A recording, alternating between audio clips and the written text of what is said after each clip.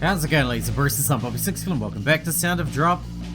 It's time for us to make another choice, but this one seems obvious. If the game has taught me anything, it's that going back is never a good idea. So we're just going to move on through the weird floating heads. Let's do it. My resolution can no longer be shaken. Even if I go back, I don't know if it'll be safe. I can almost guarantee it won't. In that case, I'll have to choose the way, with even a small chance. Unable to tell whether I'm floating or standing, I frantically move my arms and legs. The faces are closing in, but even as I look up, I'm not afraid. I mean, they're stuck in tanks, what are they going to do? Persuading myself, I move forward a bit. Even if there's no feeling left in my legs, I get the feeling that I actually am drawing closer to the door. Just a little more. Oh, they're going to go all jellyfish on us. Suddenly a loud sound interrupts my movements. That sound is familiar to me. It's a sound I've heard in this jellyfish booth before. The sound of the glass breaking resonates from behind me. Still, I won't give up. I refuse to turn around. If I were to see something bad right now, this time my heart may really break. In that case, it may be better for me not to know. Hi, hi, hi, hi, hi, hi, hi, hi, hi. On the heels of that thought, various voices all laughing and crying begin to resonate behind me. They're probably the voices of those faces floating in the blood. I don't think it's blood, it's way too transparent. Anyway, the voices steadily draw near, finally closing in on me. Fish with human faces? They say that fish with human faces swim about. It reminds me of an urban legend Himeno talked about. However, I don't have the time to be in shock over a rumour being true. I won't falter. Human faces and shards of glass are passing by the edge of my field of vision. Occasionally they touch my cheek or forehead, but I move forward. I drift as I move along, grabbing the door with a clack. I encourage myself out loud, so I don't lose focus. I have no idea what lies ahead. Almost at the same time as I pull on the door, I begin to feel heavy pressure against my back. It's heavy. Why? I can guess what has happened. Surely the fish is stopping me from moving on.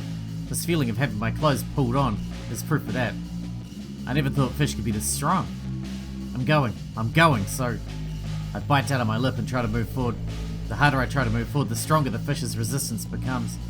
Even though I was suffering even more, I shut my eyes and grind my back molars and then hurl myself at the door.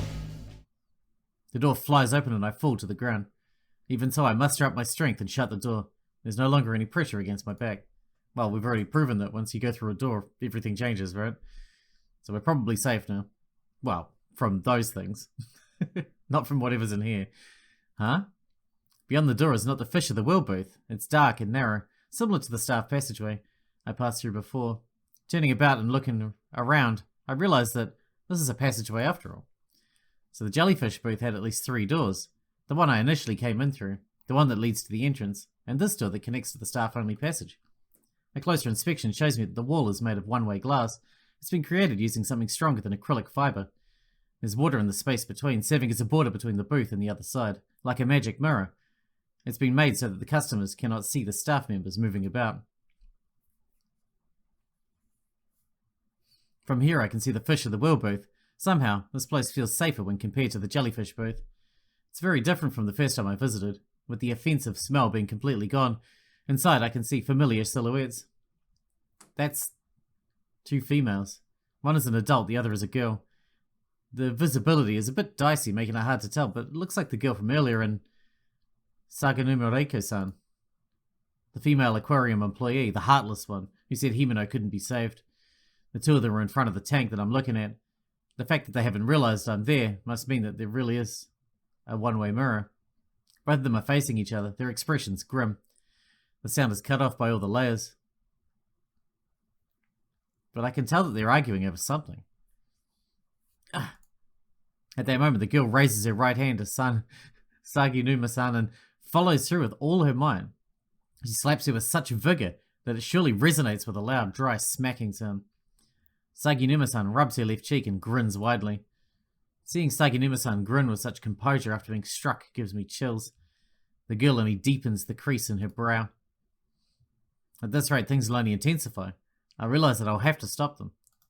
I don't know about that. I'm going to save. I know it's only a blue one, but observe. No, I don't want to get pulled into this. Plus, the girl's beating up the crazy lady. I reconsider my decision. The girl said it strongly herself, and she wanted to be alone. Surely she would hate it if I intervened. If things escalate, it's a different story, but for now I decide to watch over their actions. Their quarrel continues, the girl using hand gestures to get Saginuma-san's attention. In contrast, she merely looks down on the girl. From my perspective as an outsider, it doesn't look like she's even paying attention. What could have happened? What in the world could have happened to bring them to such a climax? Though I may have questions, it's unlikely I'll get any answers. A sad expression appears on the girl's face for a moment, then she looks away from Saginuma-san. At almost the same time, the composure leaves Saginuma-san's face. She creases her brow and opens her wide eyes, her nose twitching. Something has touched a nerve, getting her attention. Even without sound, that much is clear to me. Huh? Wait! Without thinking about it, I pound on the wall. However, this doesn't cause as much as a ripple, leaving me cut off from the two of them. This time Saginuma-san hits the girl, then she immediately grabs the nape of the girl's neck and throws her into the wall of the tank. There's no sign of the impact.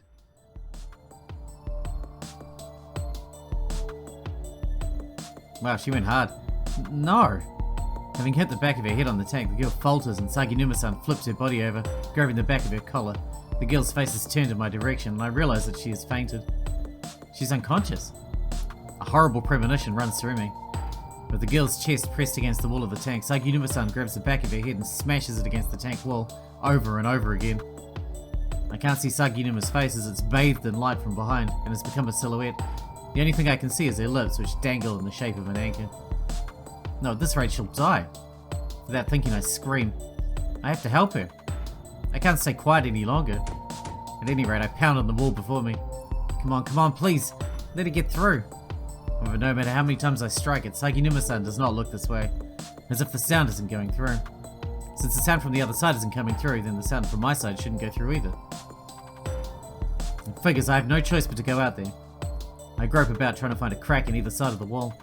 From top to bottom, from right to left, I go along the outer side of the tank and look to see if there's a way to get him from below. A handle of some sort would be great, or anything that could serve as a starting point. There's nothing. Nothing. I still can't find a way whatsoever to get to the other side. Panicking over what I should do, I frantically search for the door. During that moment, the girl continues to have her forehead bashed against the tank right in front of my eyes. The gash is torn wide across her forehead, the blood clinging to the tank with each hit.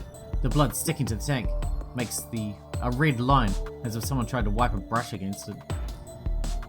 That one line of blood quickly becomes two, then the two merge into one large flow of blood. No. Her eyes are white and wide open, the blood from the girl's forehead making them seem bright red. From those eyes I can sense no signs of life. Saginuma Reiko's lips are of course smiling. Stop this! Unable to stand anymore, I scream. However, it's pointless, merely choking back through the passageway I'm in. Echoing back, sorry. Stop this already! No movement is left in the girl, save for the shaking of her eyeballs. Not just blood from her forehead, but as her entire body goes limp, fluids from all over leak out. Huh? As the light fades from the girl, I see a small movement from her lips. I mimic the movement with my own mouth. The truth of the deep sea. As these words are unvoiced, I have no idea whether or not that's what she really said. However, to me, that's what it seemed like the girl was saying. Saginuma Reiko tosses the girl. She flops over as she hits the floor, having been reduced to a mere object. My mind goes blank and I sit down. I couldn't save her. She was right in front of me, at a distance short enough that I could have touched her by reaching out my hand, but I couldn't save her or do anything to help.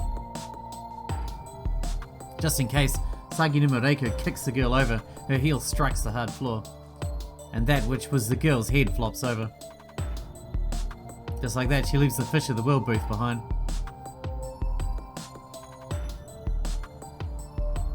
At that moment I see bright red.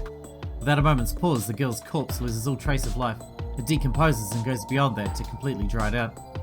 Some new phenomenon is starting, but I can't stand up as I am right now. I'm powerless. I can't do anything. Something hot wells up behind my eyes. No. I don't want this. I don't want Himeno to die like this. But the image of that girl's expression as she was on the verge of death is scorched into my mind. So hollow yet so desperate, her face burning up with rage. That face keeps appearing within my bright red vision. The deep sea. The truth. Just before the flame of life was extinguished, I think those were the words the girl left me. Then, what? I don't want to just sit here brooding like this. Big sister. Huh? That voice just now. Even though it feels easier to just break down and cry, hearing the voice of my little sister from somewhere brings me back.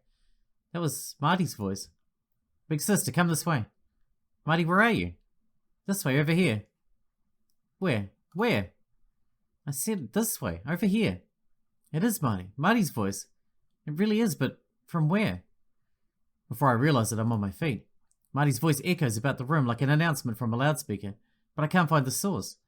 I don't want to lose sight of this one strand of hope that has filled the hole left by my feelings of anxiety. Let's go. I cannot forget that girl's death. Stricken with grief and near the breaking point, I hold myself together. Thanks to Marty.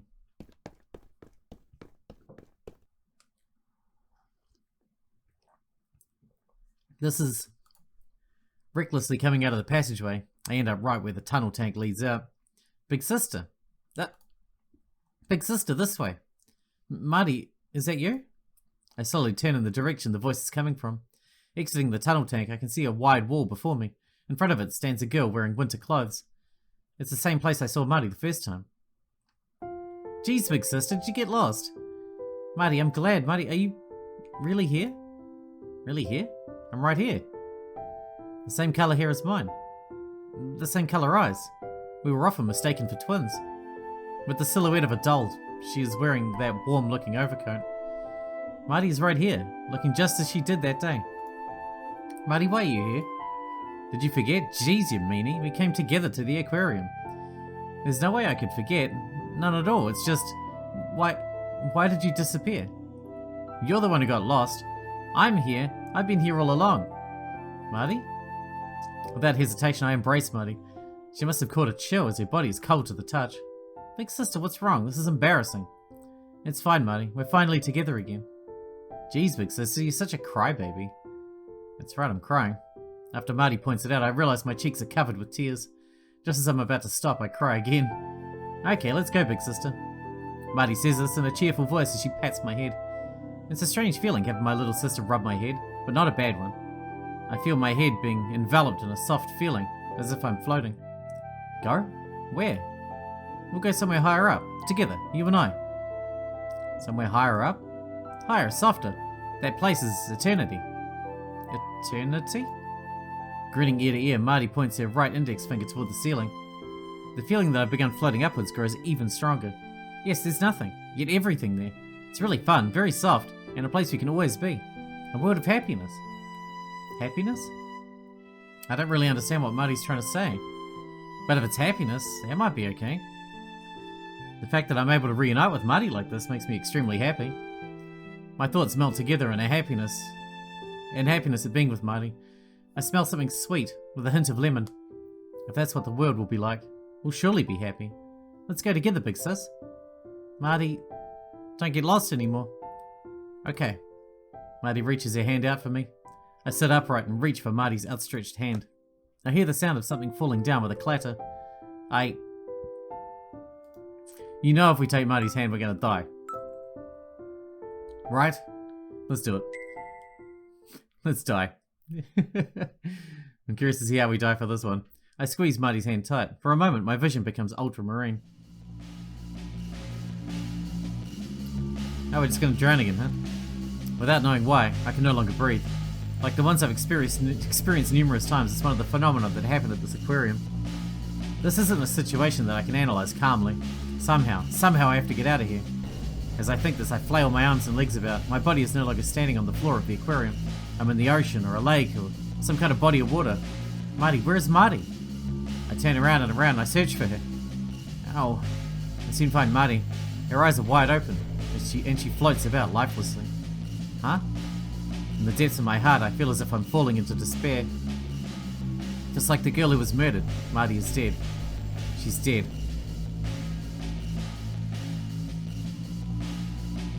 No! When I scream, I spew out the last of my oxygen, causing it to bubble in the water. Marty! At the base of Marty's throat, there are red scars. Marty didn't just drown to death. Marty was... Even though as I realize this, I'm losing consciousness. I mean, I knew grabbing her hand was going to get me killed. Okay, we're not dead yet. Bright red. This place is a world of bright red. Within this bright red world, I wait for someone to come visit me. You've come. Yes, that's right. Someone has gotten lost. If the person is still living, we have to retrieve their soul. And that way we maintain this deep red world. What? A blessed form 1. Oh, blessed form 1. So we can get that same ending other ways. Some of the bad endings are the same bad ending, but you can get to them through slightly different routes. And they still count as a different ending at the end, even though they're the same ending. Which is interesting. Alright. Let's not take her hand, because we already knew that was going to get us killed. Drawn to the sound, I look down at my feet. The keychain with the droplet and the starfish, that precious memory for Marty and I. That unstable bridge connecting Himeno and I. The keychain has a sticker with a picture printed on it, attached to its back. So it probably isn't Marty's, but it has the same shape. Sorry, Marty. I've been regretting not trading you this jellyfish keychain this whole time. I got hung up on something so petty, so... No, that whole thing, it doesn't matter. Huh? At Marty's words, I withdraw the hand I hold out to her. Just now, Marty said it doesn't matter. Not, don't worry about it, or it's not important. She declared it nonchalantly, with the smile she always wears. My heart resounds with a loud thump. At that moment, Himeno's words float through my mind. For argument's sake, even if this Marty girl is here, she would have grown in 5 years and her clothes wouldn't be the same. It's summer, so she wouldn't be wearing a coat. Moreover, all of a sudden, that floating sensation disappears and instead I feel the impact of falling to the ground. In reality, I'd been sitting, so my fall was more like tipping over. This isn't right. This isn't right. What's wrong, big sis? Come on, let's go. So obviously if I say, okay, I'll go, we'll get the other ending that is the same ending. No, this isn't right. Himeno's words vividly rush through my mind. Surely Himeno has saved me because now I can clearly see the form of the thing before me. You're not Marty. No matter what, Marty was never the type of girl to just say it doesn't matter. Not to mention that the keychain had been so important to us. I can't see her declaring that something like that doesn't matter. What are you saying, big sister? I'm Marty. I'm Marty. When Marty refers to herself as I, she always drags it out. As I get up, I announce this to the thing before me. Uh-oh. I'm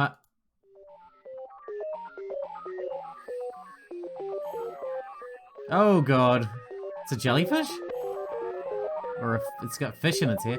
The girl's body begins to become blurry. Like a staticky image. I realize I can no longer look directly at her. I knew it. You're not Marty after all. Muddy is probably a fitting term here. The thing that had been Marty up to a short time ago begins to melt, transfiguring itself from one clump into countless fish. The fish begins swimming in the air without water. The pattern of behavior is bad. If I get caught up in this bizarre phenomenon, then I'm sure to drown in this place with nothing. I have to get away. As I mumble this, I search for a door. If I can go through a door, I should be able to escape the phenomenon in front of me. Marty. Saying I wouldn't regret leaving them is a lie. But that thing? It isn't Marty. It's just an aggregation of fish. I can't be deceived by them and lose sight of my precious goal. I was so naive. Fine. Even so, it's fine. It just happened somehow. If I have time to get down about it, I just need to not let it happen next time. I will save her. No matter what. Finding a door as I run away, I throw it open with great force.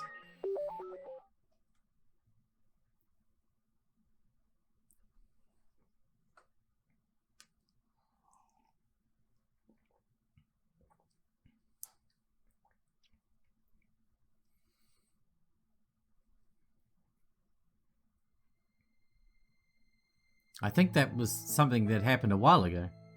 About a year ago, it was something that happened in the summer during a break, when I was looking over my notes for a quiz or something. Hey you, keep this in mind. What? A girl from my class suddenly came to my seat, kicking my desk as she yelled at me. She was unexpectedly strong, the notes and stationery on my desk scattered about. She was like a leader in our class, a part of the largest group. Having almost never spoken to her, I had no memory of ever making her mad. Unable to get mad, I was merely bewildered. Then Himeno showed up, and with her face downcast, picked up my stationery. Sorry, it's my fault. Your fault? A girl from that group invited me to round 1 this Sunday, but I turned it down. That was the day Himeno and I had made plans to go to the movies. Indeed, I was able to more or less understand what had happened. When she asked me why, I'd already told her I had plans with you. Of course, I hesitated to tell her that, but she was persistent. But you could have gone. That girl's group was big. If there was an event or something, basically the whole class went along with them. But it wasn't strictly a good thing. Their group pride was as great as their group mentality. The girl that had come over a few minutes earlier was particularly striking. I'd like to go, Mayu. You should know you take priority. But if you turn them down, they won't invite you anymore, will they? If their pride was really that high, then that's how it would be. I had heard that, except for that girl as the leader and 2 others, people regularly being brought in and thrown out of the group. It wasn't something I cared to hear about, but the bad things girls who had been kicked out said regularly found their way to my ears. Yeah, I won't be invited anymore, for sure. What, but that means... I saw it as a disadvantage for Himeno, who loved going to events. She could have had an advantage getting elected to executive committees for things like the Culture Festival or the Sports Festival, or getting votes for a program or something. It may sound like a discussion of politics, but ever since reaching junior high, things have had this kind of mysterious flow to them. Anyway, I was the one who turned it down. It's not some form of discrimination. I just didn't like them from the start. And she readily declared this. There wasn't a hint of doubt in Himeno's face. This kind of thing happened several more times until now. Cheerful and fun to be with, beautiful Himeno was also popular with our classmates. Since I was always with her, there were plenty of instances of jealousy. But from what I saw, Himeno didn't discriminate against anyone, or try to butter them up. Just like the girl from that group. I often asked Himeno, why are you friends with me? Is that really something you need to ask? More importantly, it's not like I'm being your friend as some kind of favour. I'm your friend because it's fun, okay? Every time I asked, Himeno laughed it off. I really loved the smile she gave me at those times.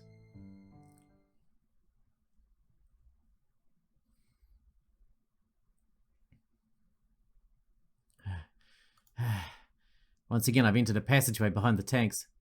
I thought it would get me to the Fish of the World booth, but I was probably led astray while I was out of it. Anyway, I should get going. If another something borrows Murray's form and attacks me like earlier, I don't know if I can defend myself against it. Safe no longer means anything, so I should speed through the passageway. Upon looking at the map, I said there appears to be a room at the end of this passage. Just as I expected, there are 3 doors before me. I have no choice to take them one by one, the first being... it's blue, so we should be alright. Director's office. This is the director's office. I mumble while looking up at the words written on the sign above the door. This door's appearance differs greatly from the doors of the storeroom, and the reference room, with red ornaments decorating it. Even if there had been no sign, I would have known this room belonged to someone important on first glance. The atmosphere from out here also seems to have a heavy air to it. It's as if I'm standing before the door of a school principal. If I don't go in and see, I really won't learn anything just staring from out here. The obvious truth is that I already possess the courage to go through with this. Keeping an eye out for any phenomena while coming through the door, I push on the heavy door. The door makes a scuffing sound on the floor as I open it. Ooh, fancy. It's a Sony bio. Please excuse my intrusion. It's not as if anyone would be here, but without thinking, the words came out. An elegant desk and chairs are situated at the centre of the director's office, and bookshelves run along the walls with a gap in between. The main wall, when looking from the entrance, is a giant tank made of translucent acrylic material. No one can argue that this room isn't also one of the aquarium's displays. The room is perfectly in order, giving me a sense of who the director is from the way their desk is, more than just neurotic. They don't seem to have even left one speck of dust. There doesn't seem to be anything particularly strange, does there? Just as I mutter this, I notice a map on top of the desk. In this neat and tidy room, only the top of the desk appears to be a work in progress. This is... After moving aside a book that seems to be in use as a weight, I find a map of the aquarium. This one is different from the one I picked up back at the stage. The design seems older, and the publication date is from 5 years ago. 5 years ago? It's not as if I can ignore that number. It's when everything started from Manten Aquarium, and for me. Inside the map I discover one defining difference. The deep sea fish booth. That place was closed down 5 years ago. It's recorded on the map. Could this be... It seems that the deep sea fish booth was just after coming out of the tunnel. However, it's strange. I've been to that area several times, but there's only one long wall. There's no trace of anything else. It seems that when it was closed down, they filled in the wall. It wasn't like that from the start. Questions rise within me as I consider this. If where I am now is 5 years in the past, then I should be able to get to the deep-sea fish booth. Huh. This line. As I repeatedly look over the map, I spot one red line. The line extends from the deep-sea fish booth all the way up to a circle at the top of the map where there is nothing else. The staff passageway connects to the deep-sea fish booth. My idea seemingly confirmed, I nod without realizing it. The deep-sea fish booth is the only place in the aquarium I haven't seen yet. Surely, Manten Aquarium's secrets will be there. Just a little further, and I can finally reach it. This is... As I trace my finger along the map, I mentally position the booths of the aquariums on it. Come out of the tunnel tank and turn right, and the Fish of the World booth should be there. Go in a straight line immediately after turning left at the passageway behind that, then take another left, and there's the director's office. In other words, if I go straight through, as the map says, this office is just past the tunnel tank, and between the tunnel tank and the director's office is situated the deep sea fish booth. So then this room with the red circle is here? The director's office is directly connected to the deep sea fish booth. Since there's nothing written in the mapped blank spaces, save for the red circles, I think it's safe to say the room I'm in. It's the room I'm in right now. I stop looking at the map and begin to glance around the room. There's nothing but bookshelves along the walls, even though there should be something leading to the deep sea fish booth. Tank. Looking at the tank on the interior of the room, I mutter, surely there should be something within the tank. I can't swim through the tank and reach the deep sea fish booth. I have to look around the room again, more thoroughly. Just as I was about to take a look around the room, I spot a picture frame on the desk. It's of two people standing side by side. But it has probably been stretched from its original resolution, making it hard to clearly distinguish the faces. However, they are familiar. As I'm exploring the desk, I discover something of a metal frame below it, about 50 centimeters all round. The parts and materials on the inside are different. On one side of it I find a collapsible handle. This is... I put my hand on the thing that looks like a handle with the intent to pull it out. Stop! Huh? Without thinking, I look over my shoulder for the voice that seems to come from nowhere. That was just my imagination, right? Even if not just my imagination, it wouldn't be the first time here at Manten Aquarium. As if mocking me as I try to find an explanation for it, the voice continues even louder with a "Stop it!" I have to ignore him. If I want to get away from this voice, I have to keep going. I shut my eyes and pull harder. At the same time, the ground trembles with the clatter. I can hear the sound of the room creaking. I open my eyes and look at one of the legs on the desk. Shaking. An earthquake? In a normal earthquake, I would just stay under the desk, but right now I chose not to. I poke my head out and check on the rest of the room.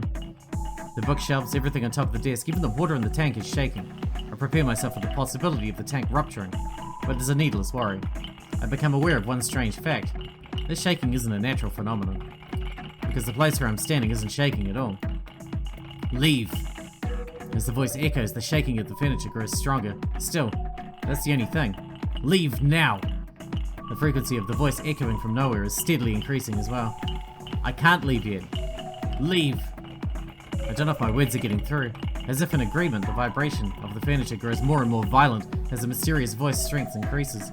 I will leave, I'm leaving, but I'll only leave with Himeno. Instinctively, I give voice to my determination. I have no choice but to move on.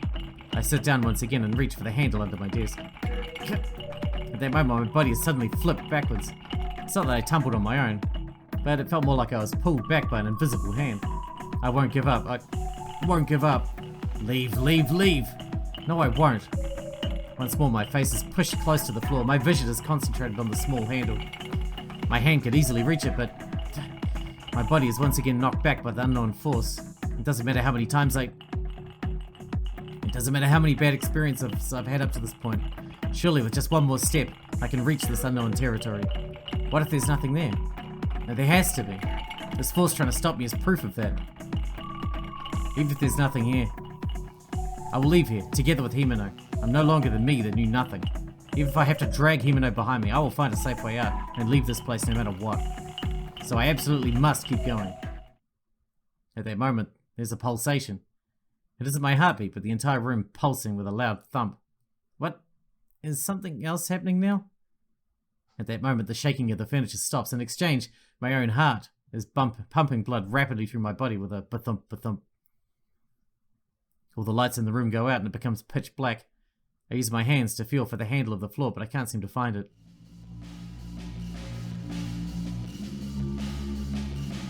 This light. A phosphorescent light begins to shine through the tank inside the director's office. The water inside the tank becomes illuminated with that red colour, faintly lighting the whole room. The red light seems to be corroding the entire room, little by little. Fish? How? Fish swimming in the air begin to penetrate the room. They seem to be riding on the flow of light from the tank, swimming inside the red light. Fish swimming where there's no water. Probably a major misunderstanding I've had here in Manten Aquarium. This red light is water. The room quickly fills with light. If the room fills with water, I'll drown. Staying in this room in this state is dangerous. I wrap the episode up. Once again, we're out of time for this one. But, interesting indeed. This place is really bad, and I don't think we should ever go to the aquarium again. And I'm thinking I might not ever go to the aquarium again either. Especially since I can't swim. Anyway, I hope you guys enjoyed it. Thanks for watching. Thanks again out for me, and I'll see you in the next one.